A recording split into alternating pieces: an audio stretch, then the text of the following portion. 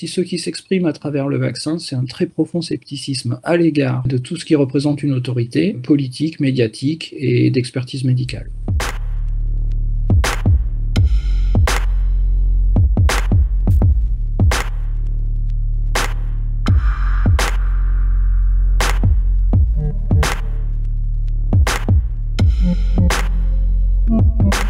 Le mouvement anti-vax en France, il n'est pas particulièrement fort. Si on parle ici vraiment des militants qui produisent un discours anti-vaccin, ce qu'on a, c'est une opinion générale, donc 40% environ, qui exprime du scepticisme à l'égard du vaccin, de la sûreté des vaccins et de leur dangerosité. Il faut lier ça à un scepticisme général qui serait plus d'ordre politique. Et en fait, la confiance dans les vaccins, ça sert de mesure de confiance envers le gouvernement, envers l'industrie pharmaceutique, et c'est ça que les Français mettent en doute.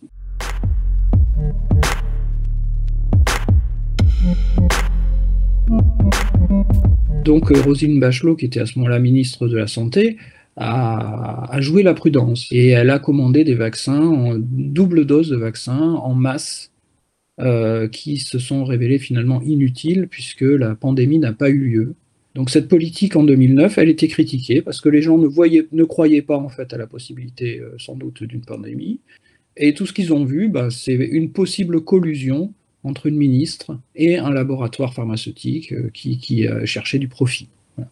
Les antivax les plus radicaux, ils vont profiter de la situation, ils vont pouvoir émettre des arguments prouvant que les vaccins c'est dangereux, prouvant que les vaccins ça sert à rien, qui sont les choses, les arguments qu'ils ont depuis 200 ans dans leur besace, qui en général ne reçoivent pas d'écho dans l'opinion, mais là vont en recevoir parce qu'il y a une situation politique dont tout le monde est informé. En France, le décrochage qui a eu lieu en 2009 se poursuit et même d'une certaine façon il s'accentue.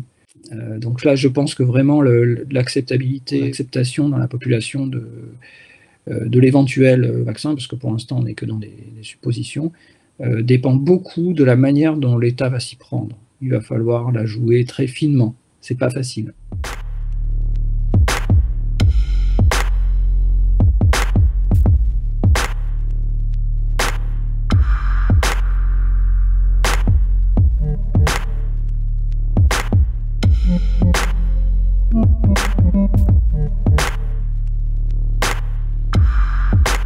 La vaccination est globalement bien acceptée en France et je souligne d'ailleurs que c'est toujours le cas si on se place du point de vue de la pratique, c'est-à-dire que les gens font vacciner leurs enfants globalement. Ce n'est que dans les sondages qui disent qu'ils sont contre. En réalité, quand ils sont dans le cabinet du pédiatre, ça se passe très bien. On adopte une posture.